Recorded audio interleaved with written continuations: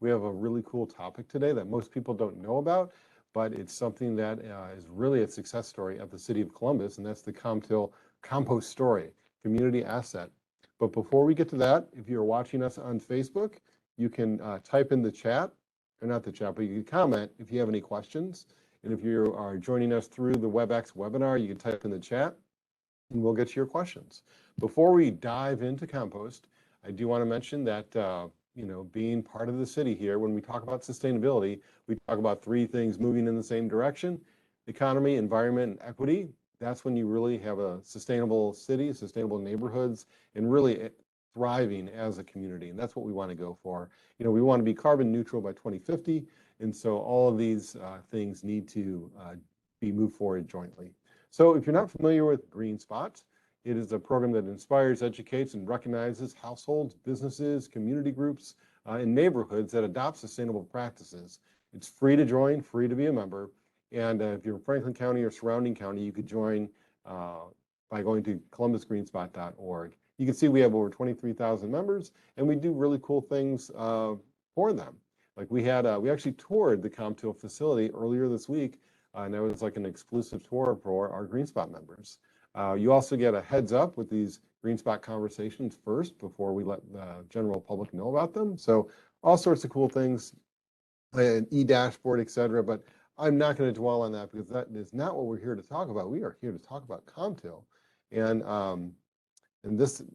my slides make me pause here for a minute to mention the number of savings, number of greenhouse gas emissions reduced, the water saved from our members. And of course, that is the famous deer on the Rich Street Bridge. All right, so with that, I am going to turn it over. And if you have any questions, again, hopefully the rain is not interfering with my microphone too much, but I want to introduce Heather Curtis. She is the city's soil scientist here at the Department of Public Utilities, with a strong interest in the underpinnings of what makes things work, from the microbes in the soil to the infrastructures underlying modern civilization. Heather has a degree in soils from OSU and enjoys volunteering as a master gardener. She lives in Old North Columbus and has been using Com-Til in her garden since 1999. So Heather, welcome, and I'll turn it over to you. Just let me know when you want me to advance the slides. Okay, thank you, Dave. Hello, everybody.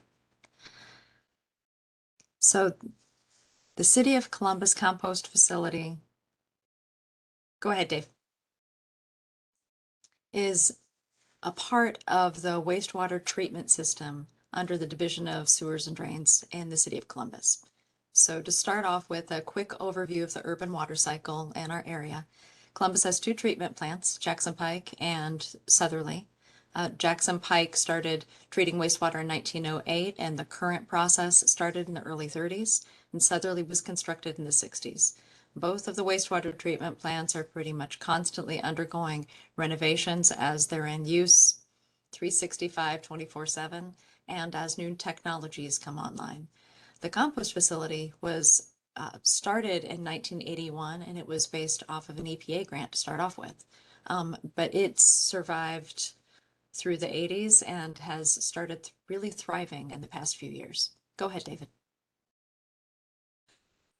The wastewater plants serve not just Columbus, but the majority of Franklin County. The sanitary service, we have agreements with the suburbs, so not just City of Columbus residents. Waste flows to both of the wastewater treatment plants.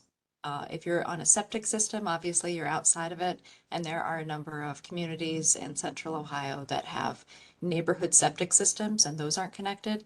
But for the majority of us, inside and for a lot of outside of 270, these two wastewater treatment plants are where things go when you flush the toilet. Next, please. So the two wastewater treatment plants are based on the same kind of solids treatment. And I'll just go in a little bit into wastewater. And if there are any civil engineers on this call, I apologize for the simplification. But they are traditional activated sludge type plants. And instead of going into primary and secondary treatment, I'm just going to give a little overview of how I think of how they work. So traditionally, when we had smaller populations and waste went into a river, the river could somewhat handle it because the microbes and bacteria in the river water worked on the nutrients in both the riffle area, which is aerated, and the pooling areas, which were unaerated. So you had the different kinds of microbial communities. And wastewater treatment plant basically tries to recreate those areas as they pool the water through over about a month.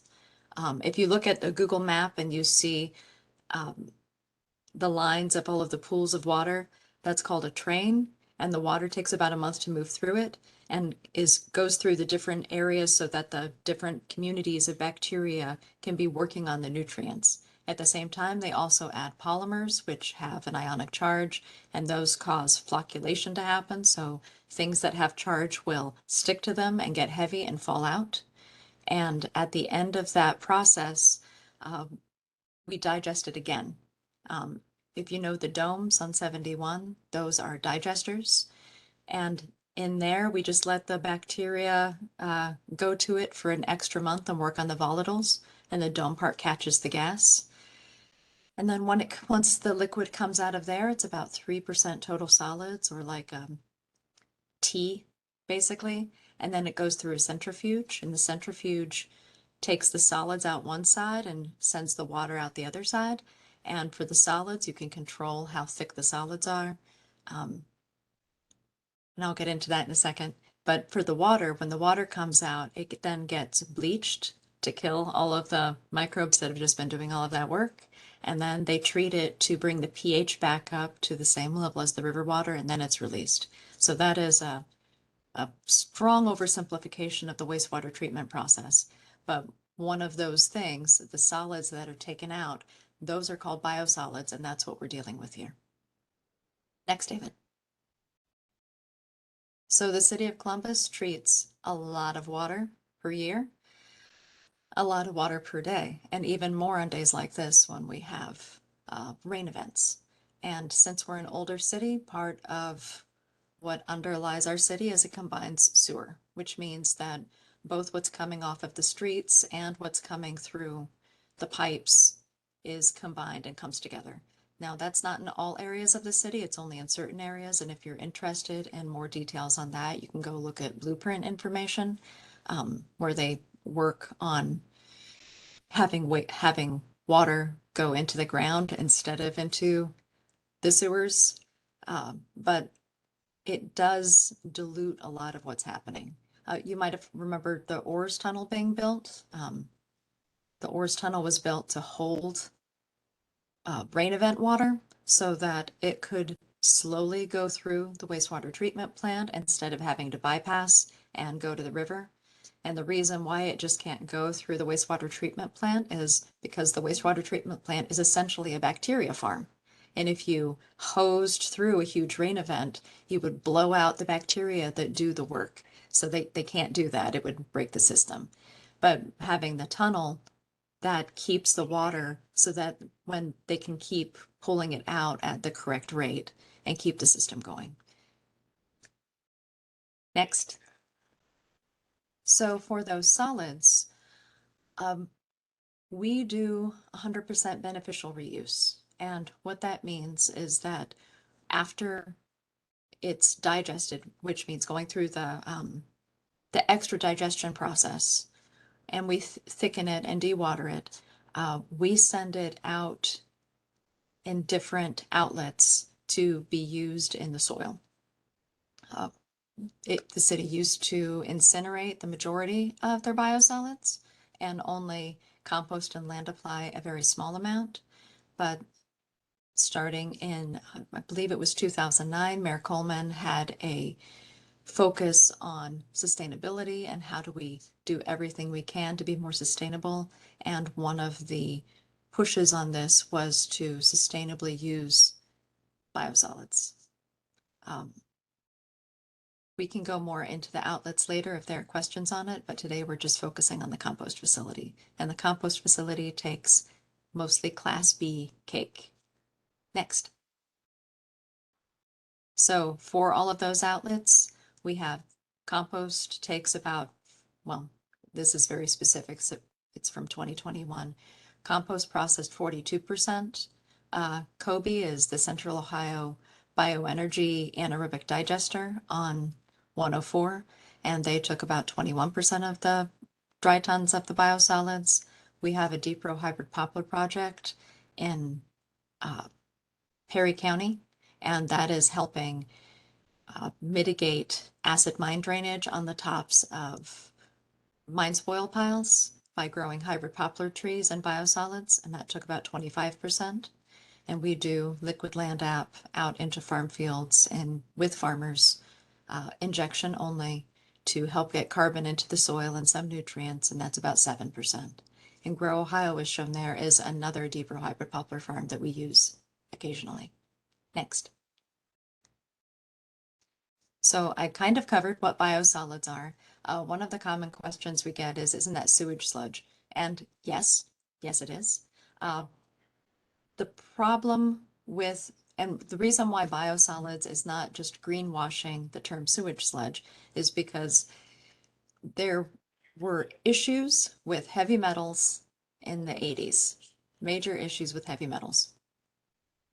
And once a lot of testing was done, that enabled the regulators to get in there and start dealing with that issue. And what they did was they came up with a set of regulations, both ecotoxicologists, soil scientists, water scientists, a bunch of experts worked on it through the 90s and came up with the Part 503 rules for the EPA. And what those did was limit the number of metals that were allowed into the biosolids. They couldn't take it to zero because if anybody knows about engineering, that's pretty much functionally impossible, but they got it down very low. And what those numbers did was they forced industry to take on those costs and not externalize them to the taxpayer.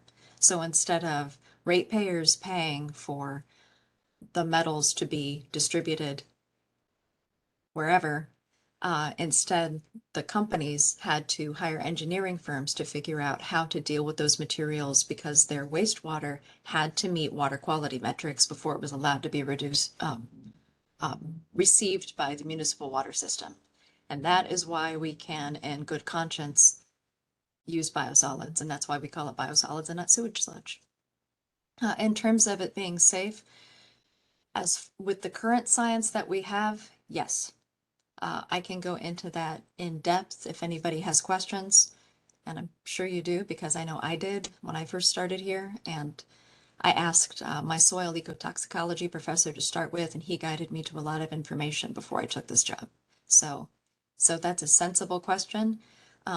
One light answer that is not an official answer is that everything is pretty diluted.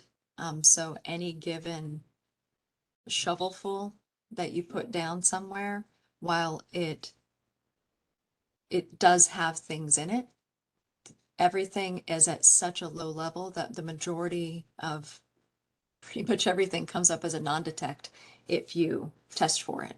So it isn't that it isn't that we have some process that magically takes those things out. It's that the level at which they're present is so low that we don't, as far as current knowledge goes, have to be worried now. Next slide, please. So what is compost? A basic question. So everything decomposes, but compost is the product resulting from the biological decomposition of organic matter. And for us, it's been sanitized through heat and stabilized so that it's beneficial to plant growth, meaning it's not going to be stealing nitrogen from the soil that you've just put down to try and, the microbes aren't going to steal the nitrogen to process the carbon more. It's stable. Next. Com-Til is made with the Class B biosolids, and then it's mixed with wood chips. And this helps, when it's finished, get a lot of carbon into the soil, and we can go into that a little bit later. It has nutrients in it, NPK, and if anybody wants an analysis, email me and I can send you our monthly third-party analysis. And it is under EPA 503 regulations, we meet the criteria for an exceptional Class A quality compost, which has a whole list of metrics you have to meet. Again, easily looked up on Google. A lot of these rules are also copied again in the Ohio Administrative Code Rules 374540. Next, please. So the compost facility, you can see here are some of our outdoor piles on the pad, and below you see a picture of us and the Southerly Wastewater Treatment Plant. So we are on 104 south of 665, southeast of Grove City, and we are on the other side of the river from the Southerly Wastewater Treatment Plant, like right across the river.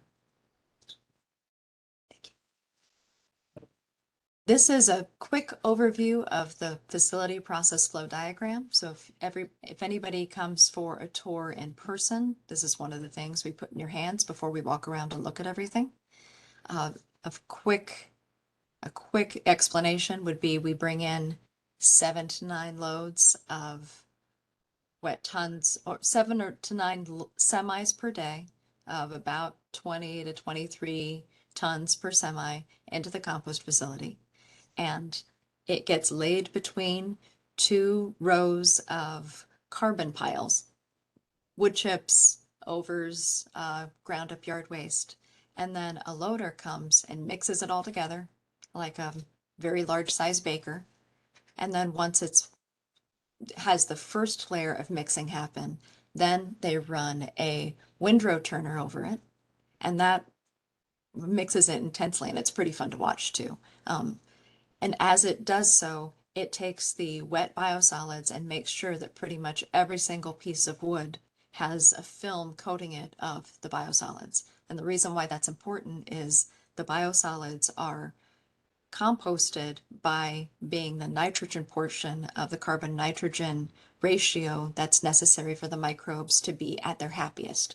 It would compost otherwise, but what we want to do is get it at its maximum health for the process, because that will allow the temperatures to get high, and it's those high temperatures that are going to kill the pathogens that we need to be killed for it to be safe to use for the public. So how we do this in terms of aerating it, instead of turning it like you do at home with a shovel to make sure that everything is aerated, we use a negative static aeration process. And a negative static aeration process is where you build a French drain of wood chips and a pipe with holes in it, and you connect the pipe to blowers, which I feel is a bit of a misnomer because it's actually sucking air through it. And it sucks it through and then deposits it into a biofilter, which is why it's not as stinky as it could be down here. And then you place the mixed biosolids and wood chips on top of it, and then you cover it with some more wood chips, and you let it be for about 25 days. And within a day or two, the temperature starts rising, and we monitor each pile with temperature probes every single day. And we make sure that it meets the number of days at the certain heat that it needs to meet the 503 rules, which also kills the pathogens. And then once that's done, then we take it off, tear down of those piles so that more loads can go on, and we set it in a pile, and it sits in that pile for between 1 to 2 months. And those piles are steaming. They're steaming in the winter, they're steaming in the summer. There's a lot of exothermic microbial activity still happening.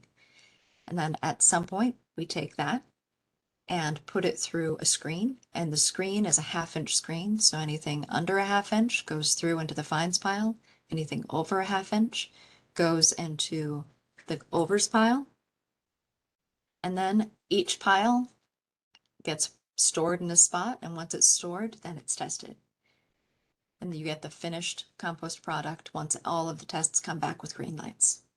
And now we're going to see some pictures of that process in a little bit more detail. So here is where the semi is releasing its load of the Class B cake biosolids down, and you can see it steaming right there.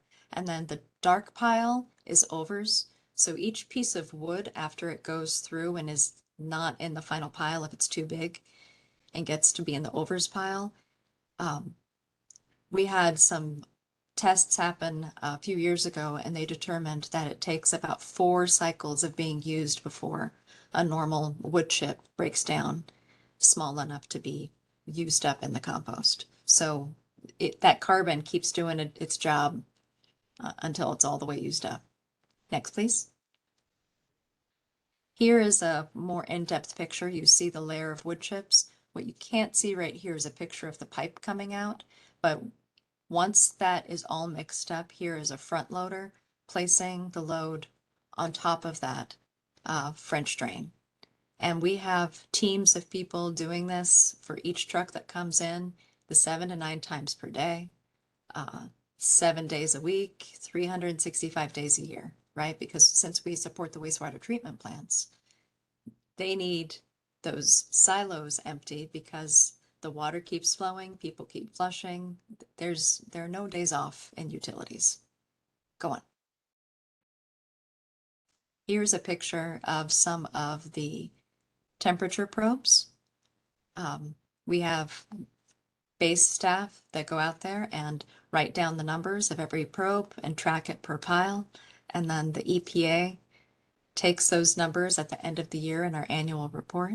And for anybody who's interested in getting into the real nitty-gritty, all of this information is on the EPA library website. So if you go and search, all of this is public data. So for those of you who like to look things up, here are the exact numbers for the Ohio Administrative Code on what exceptional quality biosolids means. And we use the pathogen reduction alternative P10, which is the heating up through composting. Next. The 55 degrees is for 3 days. And so when they're writing it down, you get little marks next to it to make sure that you have the consistency of those temperatures met at the right time. And when we get to testing, we'll go into why that's important. Next. The vector traction reduction option. You can go ahead, David. Here's what we was talking about. The 14 days or longer. So above 45 degrees Celsius or 113 degrees Fahrenheit, we never have problems with this. Not even in the winter. We get that question a lot, with Ohio winters, how do you make temps? And basically the microbes do it on their own.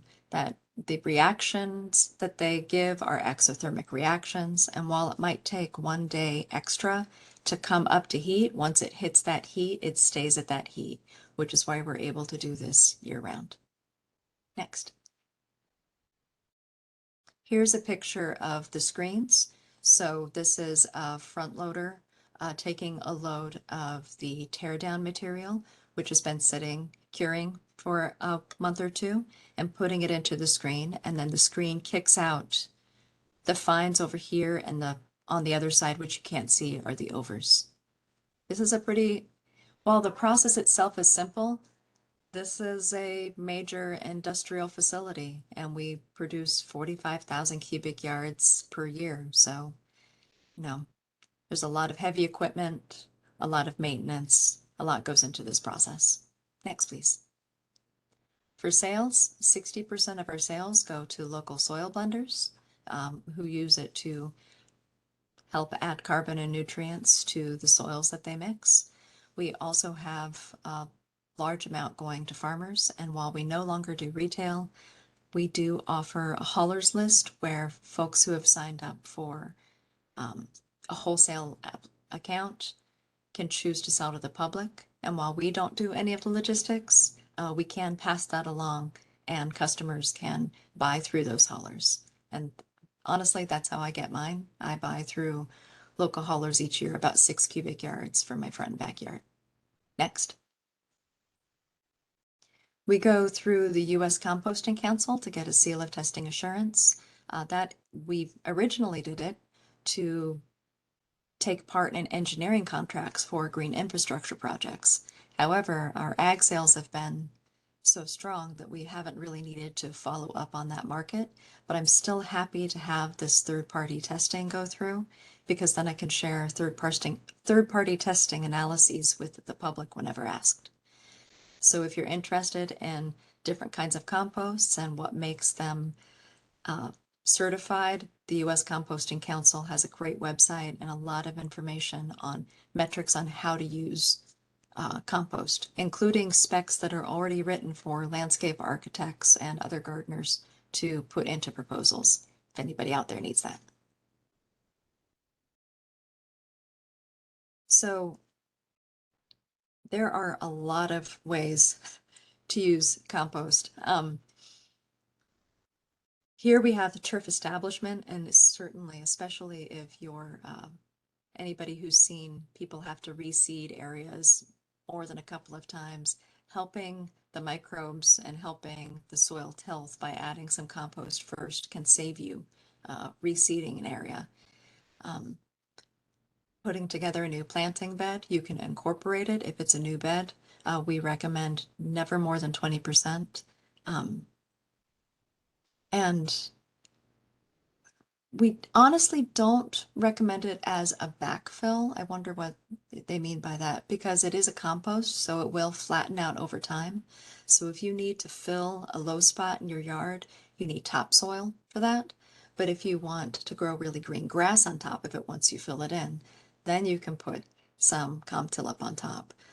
The OSU has determined through studies that about 1/4 inch of compost or Com-Til applied in spring and in fall leads to incredibly rich green grass. Their only warning is that it might lead to more thatch because the grass grows so well. For a mulch, it's wonderful. It looks dark, like a nice dark mulch. You do see tiny bits of wood, but they're pretty small, and it breaks down just like a normal mulch over the course of a year. But instead of mostly just carbon, it offers carbon plus nitrogen, phosphorus, and potassium. For erosion control, it's great because if you're trying to keep a bank from eroding, helping the plants that you're planting get a foothold and stay put. Anywhere where you want the plants to thrive, it's a good idea. Speaking of, when you mulch anything, never mulch more than 2 inches. In fact, most of the time you can mulch about 1 inch. And if you need to figure out how much you need in terms of cubic yards, there are multiple mulch calculators online. Just put in your area and then put in 1 or 2 inches for the amount, and it'll give you the number of cubic yards you need to order. Next. So why do you want to use compost? First of all, it improves soil structure, porosity, and density. And I want to get into this a little bit because I love talking about this part. The reason why you want to add carbon to your soil is because everywhere you look in the soil, there are billions of soil microorganisms, but a lot of them are dormant unless they're being actively fed. And how do you feed them? You feed them carbon. And what happens when you feed them carbon? They exude their juices, right? The juices of life. And those sticky bits hold together sand, silt, and clay, and parts of the organic matter that you've just added, and create aggregates. First, they create microaggregates, and then the microaggregates stick together and start creating macroaggregates over time, as long as the soil microbes keep exuding the sticky juices. And as you get aggregation, you create pore space. And when you create pore space, you lighten the density of the soil, you create space for air and water to come in, you make it easier for roots to move through it, let alone having the organic matter there that can slowly break down over time and have slow release of nutrients. This helps with everything from dealing with heavy rain events, being more absorptive and less likely to erode, to making your plants really, really happy. It's just good across the board. My joke when I got my soils degree was, if you didn't know the answer on a test, just write in organic matter, because That's what helps so much of the time. And this is an excellent way to get bulk organic matter into your landscape.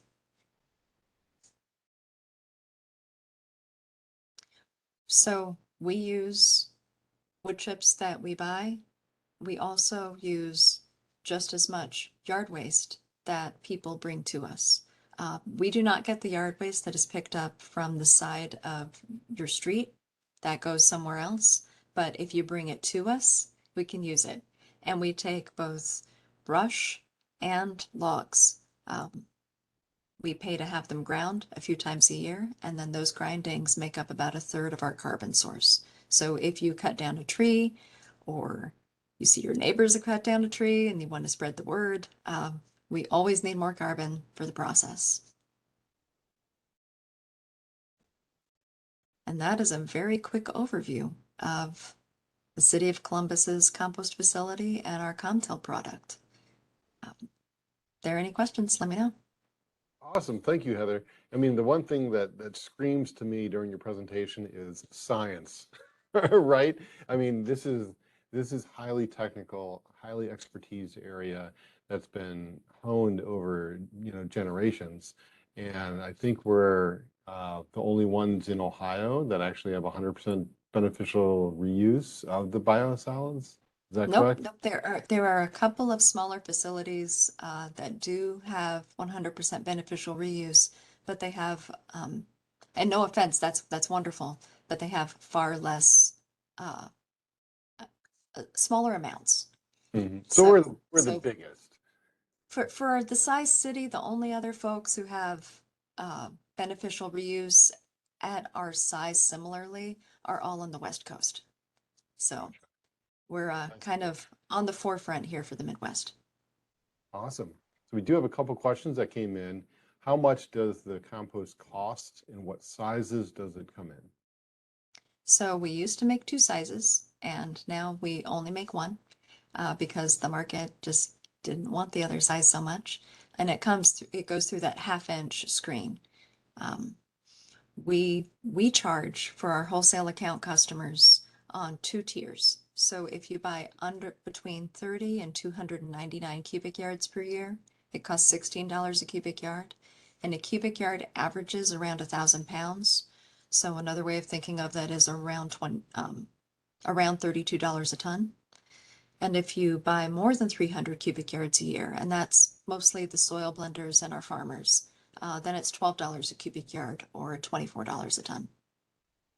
And then do you have, is it on the website where you can find who you can buy it from? Like if you're an individual? I believe so. I believe that there's a haulers list you can click on.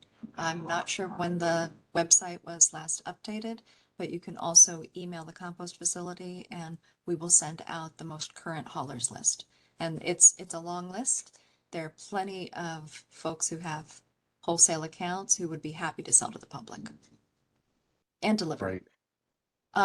For retail and retail stores, the Ohio Mulch stores, the Kurtz Brothers stores and Jones Topsoil all sell our product. Retail, they all sell bulk, but Ohio Mulch also separately bags it. So you can get small bags of Com-Til from the Ohio Mulch stores. Nice. So a number of different locations where you can pick it up. Yep. And you mentioned something else that kind of tripped my mind. And that was with the mulch volcanoes, where people put down, not only people, but people, companies too. I'm not going to name any, but we've certainly seen trees in parking lots and things like that have the mulch that is just stacked way up high on the tree. And I don't know if you want to explain, like, how come that's not a good idea? Because you figure, well, the mulch is beneficial, so the more I put down, the better, right? Yeah, it's our product specifically should be only 2 inches because it's full of nutrients and you might burn small plants if you put more down. Plus, I should probably come back around and talk about phosphorus for a second. But in terms of loading up right next to the trees, what you want mulch to do, the purpose of it in your landscape, or one of the major purposes of I it, just wrote is down, to keep moisture in, right?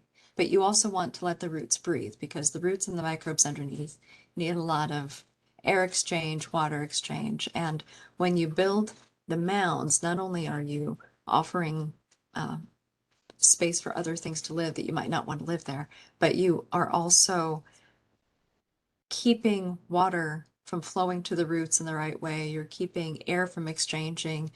You're putting wood up against the bark of the tree, which along that exchange where the roots go into the trunk, that's not great. You don't want to create basically a hot, moist area where it's supposed to be free, right? Like that's asking for plant disease to happen around there. So it's just not a good idea. Plus, it's wasteful. You don't need to. You could use that mulch somewhere else. Save $1. Yeah, cool. All right, any other questions? Type them into the chat, or if you're on Facebook, you could type them into the, you can comment and we'll get to it. We're just about wrapping up though. The other thing, in one of the earlier slides, oh yeah, go ahead, Heather. I just wanted to say, I want to push here for soil testing. So I highly recommend soil testing, even if you live in, in Clintonville or in Pickerington and you're like, it's fine, I'm not a farm, I don't need a soil test. It's still a good idea to do it every once in a while, because if you have high phosphorus in your soil, so nitrogen is water soluble, right? It runs pretty much right through. The plants have to grab it from the soil water while it's there, and once it's gone, you have to, put down organic matter so it's slowly released over time and not just one shot, right? But phosphorus absorbs to the soil. But when soil erodes and those pieces of soil get into a waterway, then they release the phosphorus into the waterway, and that leads to eutrophication, too much nutrients in the water, and a host of bad things that we don't want. So one way to have that not happen, first of all, is to make sure your soil doesn't erode by keeping it covered, keeping things growing on it, keeping it mulched. And the second thing is to make sure that the phosphorus levels in your soils are at maintenance levels and not above maintenance levels. Because the more phosphorus is on that soil particle, if it gets into the waterway, then it will release that phosphorus. So if you have a soils test and you look at your phosphorus, and normally when you do a soils test, they ask what you're growing. Is it lawn? Is it vegetable gardens? Whatnot. And it's high. Don't use our product. It's not for you. Our product is for people who have lawns that need phosphorus. You can mulch with other things. You can mulch with other composts that have much lower nutrient levels, like leaf compost, mushroom compost. But I just wanted to make a negative push there, that responsible use is important. And if you need phosphorus, come on down. But if you already have too much, test again in a few years and see if our product is right for you. And then you might have mentioned this, but where does somebody pick up a low-cost soil test? OSU has for a few years stopped doing soil testing, but they have reopened the Soil, Water, and Environment Lab. And if somebody looks up OSU SWEL, they offer very affordable soil testing. Awesome. Another question is Com-Til hiring? Yes, I will be leaving for OSU here soon, after seven very good and interesting years, and they will be looking for another soils application coordinator, soil scientist. So if you know anybody. Awesome. And you can check that out on columbus.gov. Oh, one more thing. We also need equipment operators. So if Gotcha. you Now, know anybody who's an equipment operator. Are all those going to be posted on the city's employment webpage? Mhm. Awesome. So you can check that out at columbus.gov, or just type in City of Columbus Employment. I think that'll be one of the first things that shows up in a Google search. You can check it out that way. And don't wait till the last day, to the deadline to try to get in. Apply early. You only have to apply once. You don't need to apply often, which is great. So I think that might be all of the questions that we've received. So Heather, any last parting words of wisdom?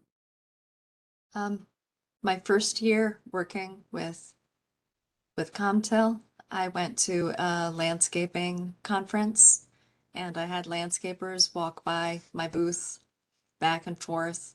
And I think I heard landscapers look over and say, Com-Til, that's really good stuff. Like 25 times that day. So industry professionals say it's good stuff. And as a longtime user, it's great for your plants. If you love your plants, if you're into them, you can feed them our compost. It makes them happy. Awesome. Well, thank you again, Heather. I know you're busy wrapping things up, and I appreciate you taking the time. For those who've joined us or watching us, or maybe they're watching the recording of this, thank you for taking the time to do that and learn a little bit more about Com-Til. It really is a large success story here at the City of Columbus with over 21 tons, dry tons of biosolids being diverted from the landfill and being put to good use. So with that, I thank everybody. We're going to go ahead and stop the recording